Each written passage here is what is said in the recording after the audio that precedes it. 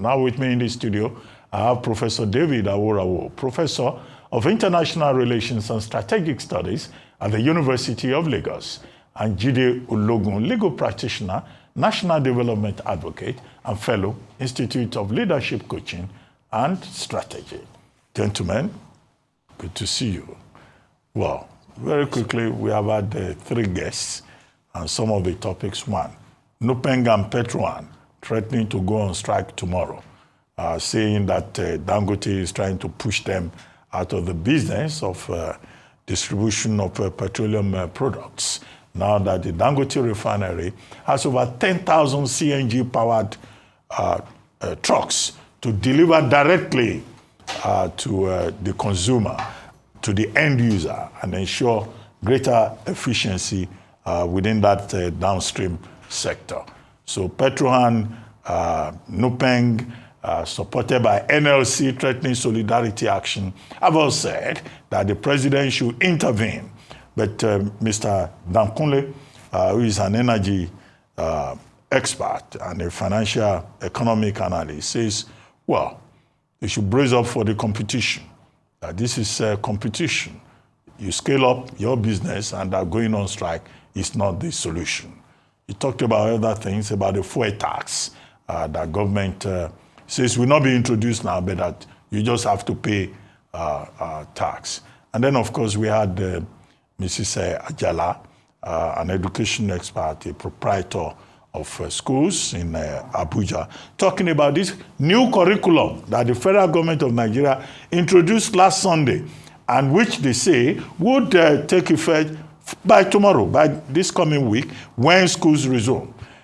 Students at the secondary school level, junior and senior secondary, will now be learning artificial intelligence, robotics, coding. They will even do drama and art. They will do animal husbandry. And at the end of JSS, they will write projects. And at the end of senior secondary, they will also write projects that will be examined.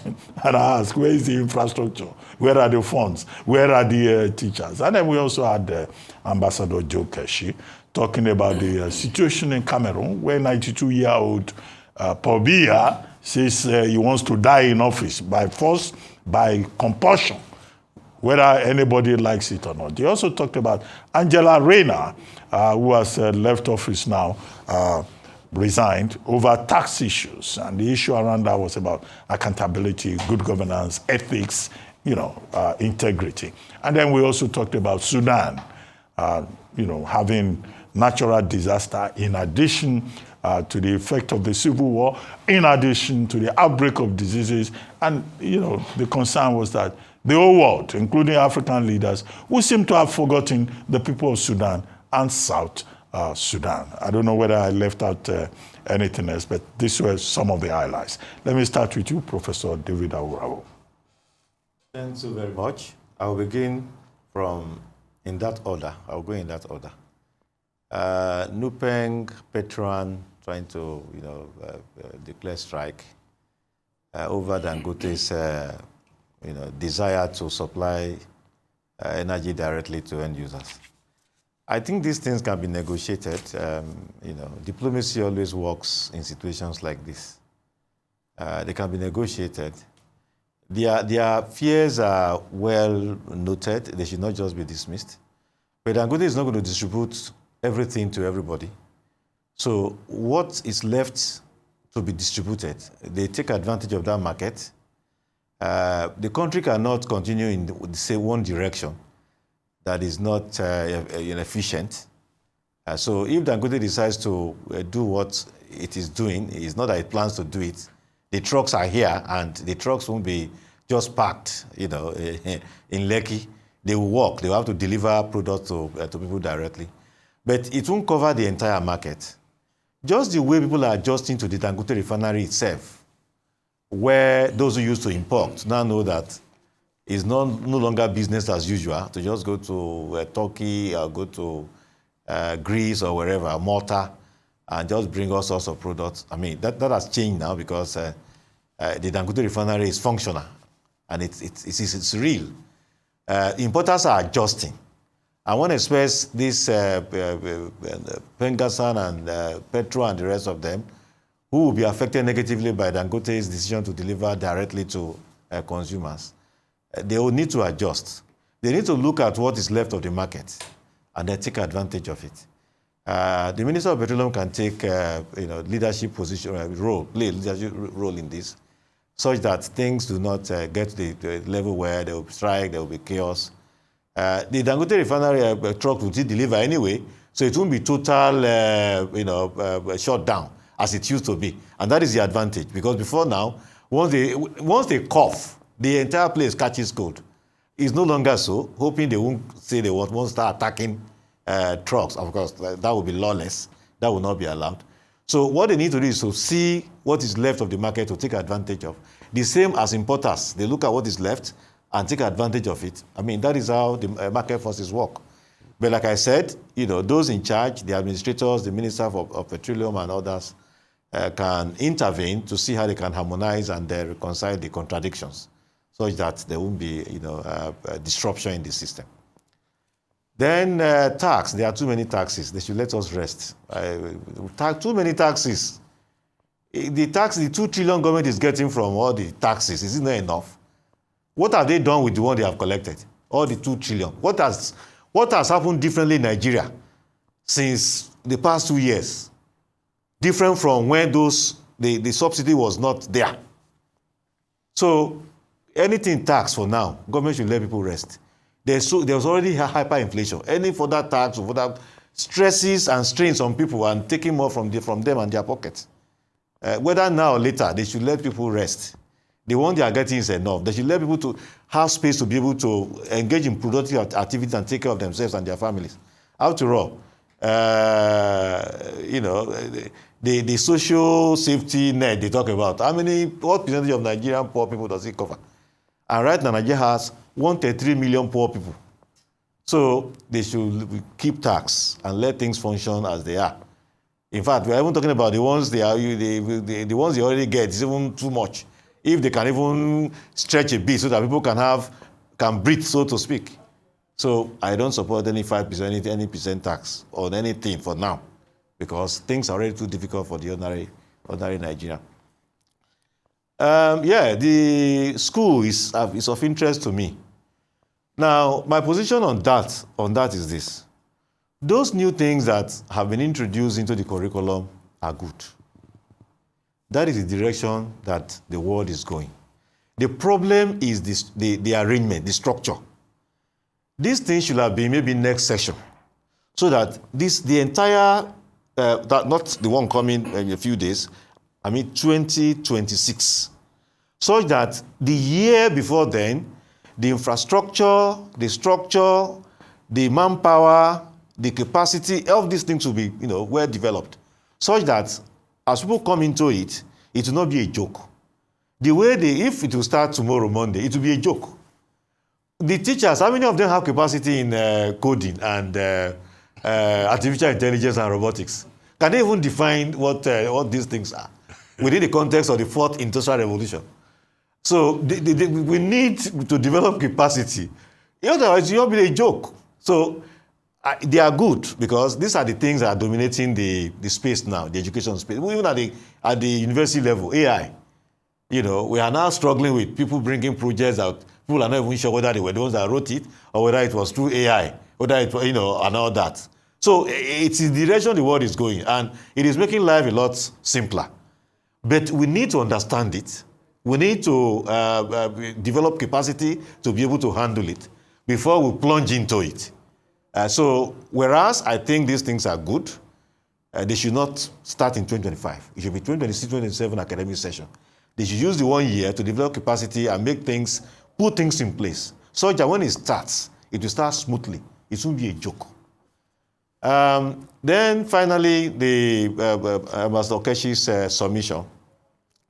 He said a lot of things. I'm interested in the comparison he made between the United Kingdom and Nigeria regarding the resignation of the Deputy Prime Minister. It shows where the UK is. It is not just a case of whether one is honesty or institutions. He emphasized institutions. I agree with him. But I think that is not the only thing. There is also national character. The US also has strong institutions. But if it were in the US, the person may not have resigned and heaven would not fall. Where the US is right now. So it also has to do with the ethics of a nation and national character. Somebody like Trump, for instance, I'm not sure he could win any election in the United Kingdom. He would not win. There are too many things they will raise against him, and they won't vote for him. So it's a matter of, what does the nation, what is the philosophy and principle that the nation, holds dear? In the UK, it is higher, and that is why something that looks infinitesimal, the advice was not where, he ought to have sought alternative advice. He actually was interested in doing what is right from the narrative, but he didn't do enough, and consequently, he didn't pay enough. And that became an issue.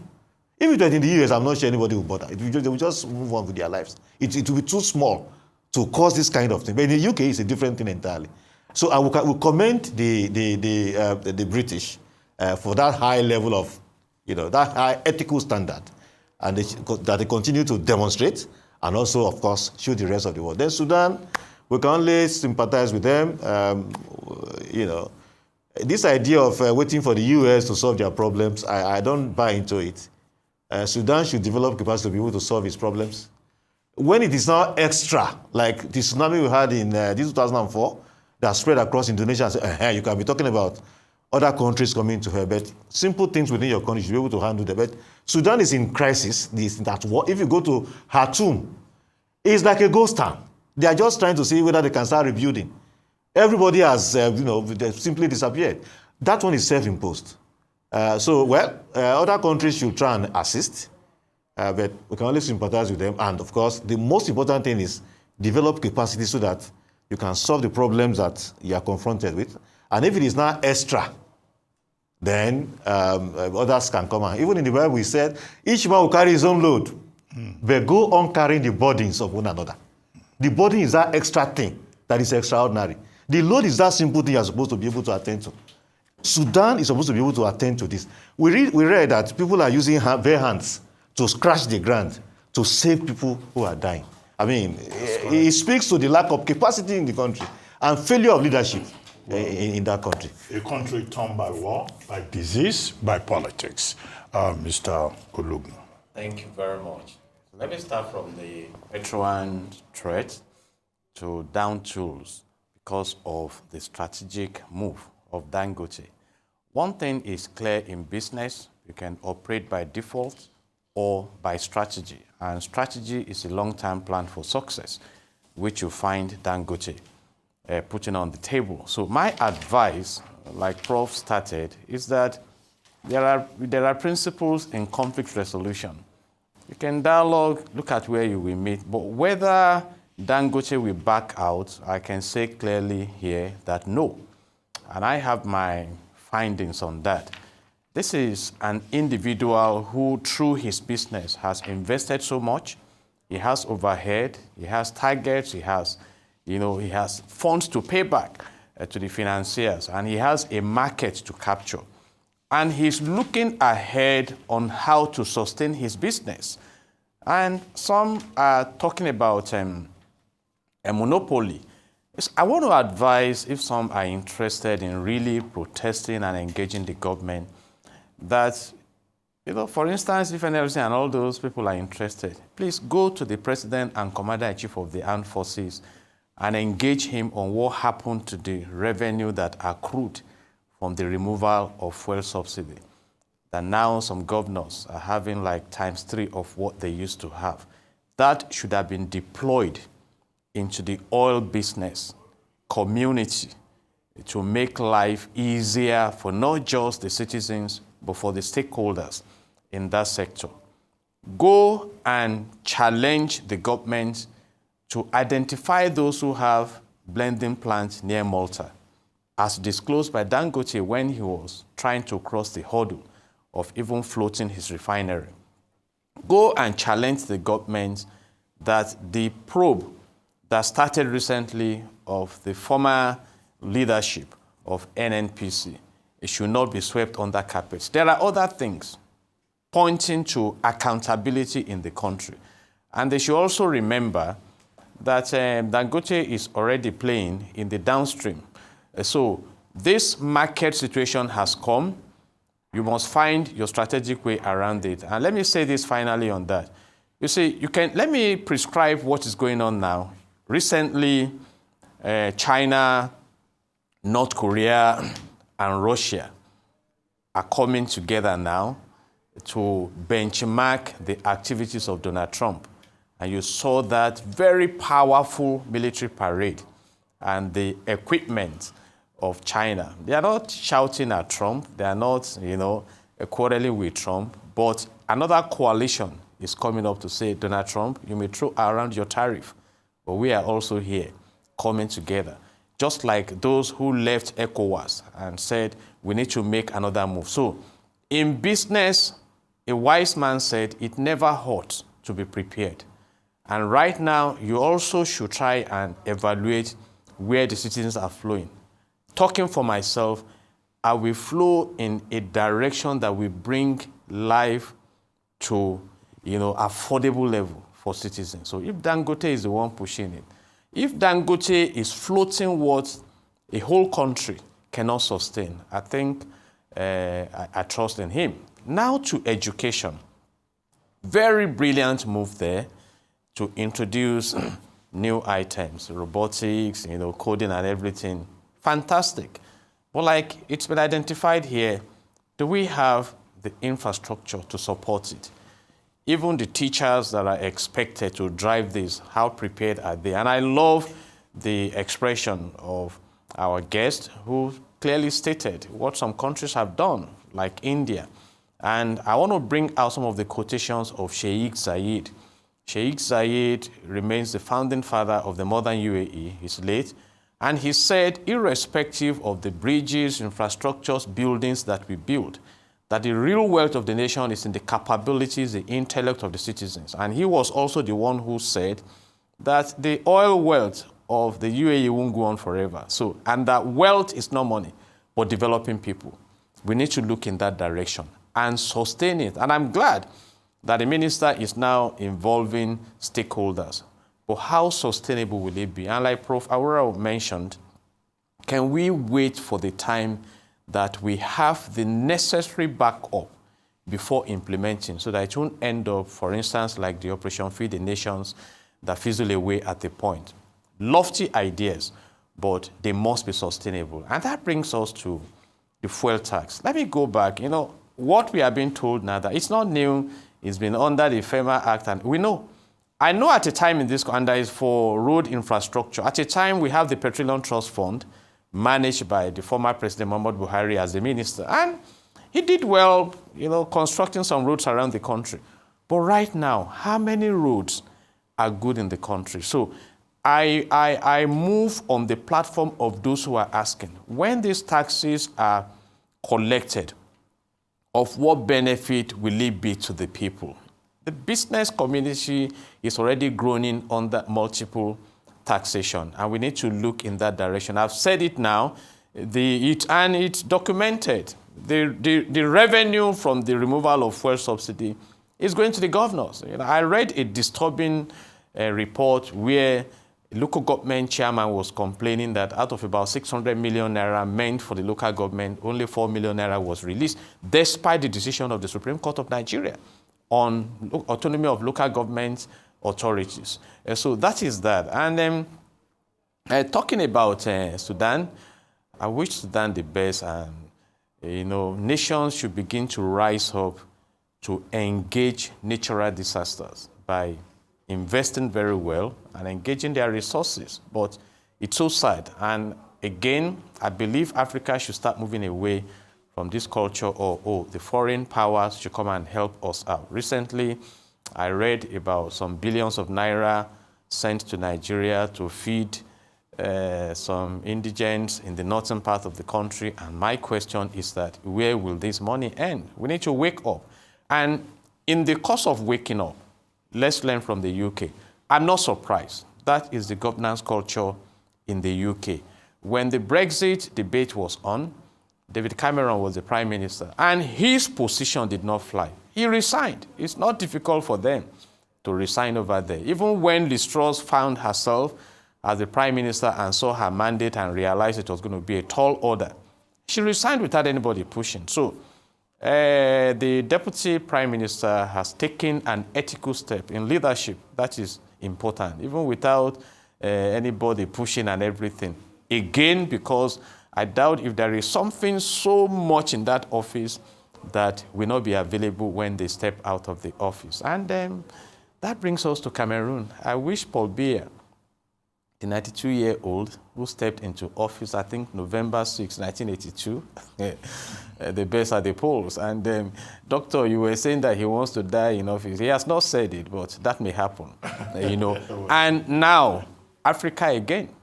Look at Equatorial Guinea. The man has been there over 40 years, having his children in office, and they have personalized. But do we really blame them? You know, last time we were discussing something similar to this. I said, come to Nigeria. I think it was Chief Olusegun Obasanjo who attempted the third time, and Nigerians said no. I think we've gone beyond that. But I wish Africa the best, and UN that is warning that, oh, be transparent, be this and that. Do these people heed warnings? If they heed warnings, I mean, this is the 8th time. He won't be insisting he must remain in office. But let me anchor my submissions here by saying it's only God Almighty that won't leave office. So I hope Biya is listening to that. Someday, whether he likes it or not, it's either the office leaves him or he leaves office. Okay. You know, but from his operations, you know, because our ambassador mentioned that there may be a coup. For leaders like that, they would have set up the structure in a way.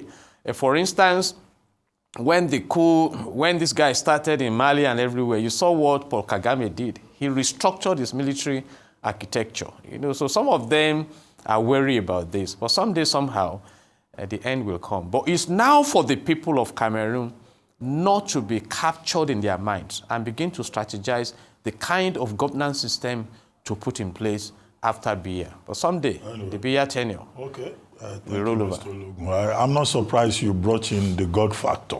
After all, today is Sunday, and you came straight from church to the studio. When everything else doesn't seem to work in Nigeria and even in Africa, we call on God. Well, we'll see what happens. But I hope that when Paul Biya wins, as he hopes he would, on October 12th, that some African presidents, out of pride and honor, will say they are not attending the inauguration.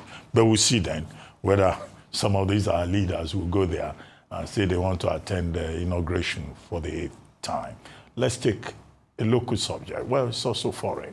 A court in Finland this week sentenced Simon Ekpa, a self-styled leader of the indigenous people of Biafra government in exile, to 6 years in prison on terrorism-related offenses. The Finnish court ruled that Ekpa participated in a terrorist organization and incited crimes for terrorist purposes. Judges found that between August 2021 and November 2024, he used his large social media following to stoke tensions in southeastern Nigeria and to promote armed separatist groups. According to the court, Ekpa supplied weapons, explosives, and ammunition through his network, while also urging his followers on X to commit crimes in Nigeria. Ekpa was arrested in November 2024. He denied the charges, but was convicted on multiple counts, including aggravated tax fraud and violations of Finland's Lawyers Act. He will remain in custody, and I think the option of an appeal is also still open to him. But what lessons can we learn from this? Let me come to you very quickly, Professor Aworawo. Well, many people are celebrating it because when you read the things he posts online, he incites people to violence. That one is almost clear and it's easy to establish. Then the other things, arms, supply, and the rest of them, those ones we are not too, we don't know the details, but the court has said that he did all of these things and for which he's not sentenced to 6 years in prison. I don't really know what people like Simon Ekpa want because from his base in Finland, urging people to perpetrate violence in Southeast Nigeria. And, you know, in 2023, he became the self-proclaimed Prime Minister of the Republic of Biafra in exile. And using that platform to urge people to carry out violence against state institutions, against policemen, security, you know, officers, and the rest of them. I don't really know what people like this want, because if it is to achieve the Biafran Republic, Biafra will never be achieved, you know, in that direction. There are other things that will need to be done, not through inciting people to violence. So his activities have been detrimental to Nigeria's stability and even to the welfare of the people that they claim to be fighting for, because the violence claims lives in those places. Perhaps you watched the video of one of the leaders of one of these groups who shot and killed three of one of their supporters. He said because they used the gun he gave them to go and rob people whose bus broke down. That's summary execution. That is not the kind of thing that we want. So it's in line, it's well received, and we hope that others will learn from it. If we have grievances, there are legitimate channels to pursue them, and not through inciting to violence. Mr. Ologun. Thank you.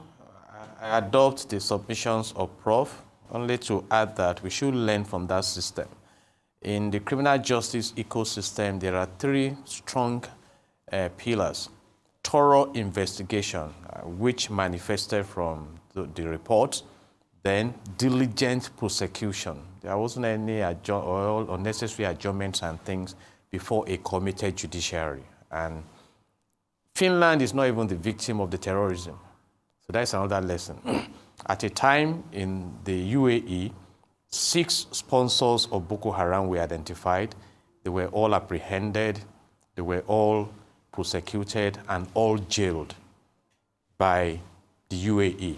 But here in Nigeria, the direct victim of these atrocities, we even claimed at a time to have identified about 400 sponsors of terrorism against the land. But what have we done by allowing the laws of the land to bring consequence to them beyond this argument we are reading now of El Rufai, saying that the Office of the National Security Advisor is paying bandits? And you see, we should not come to this level. Let's allow the law of the land.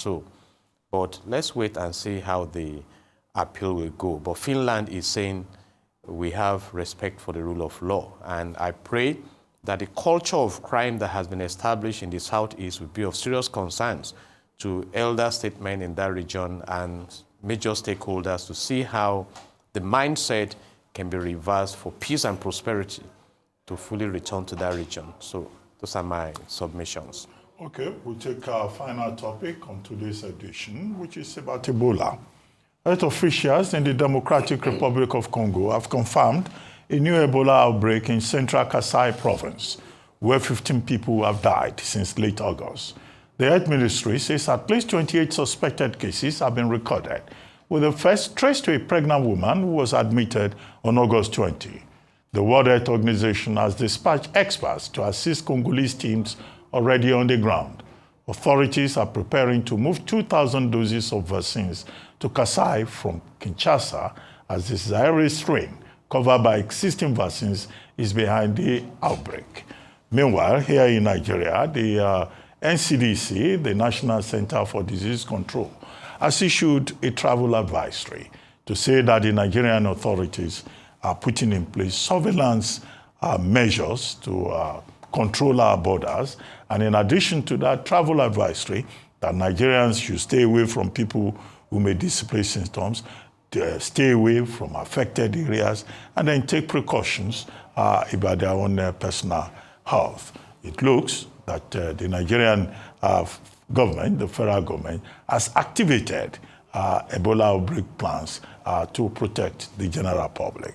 As we begin to round up, Mr. Ologun.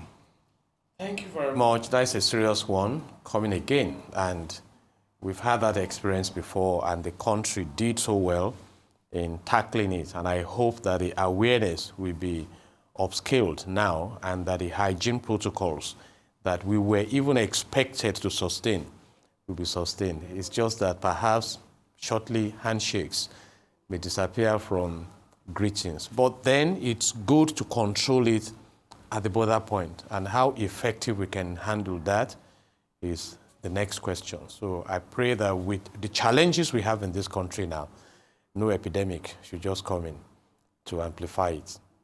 Well, the hope also is that, the Congolese authorities, they have some significant experience in dealing with disease outbreaks.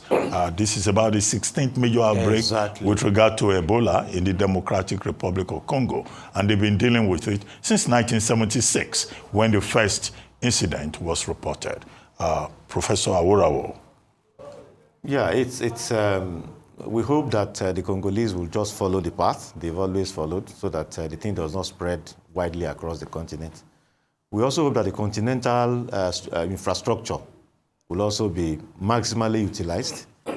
And then for Nigeria, we also hope that the experience we've garnered over the years in managing the disease within the country, and also we even extended our expertise to Sierra Leone, some other countries, outside, in the West African sub-region in 2013, 2014, thereabouts.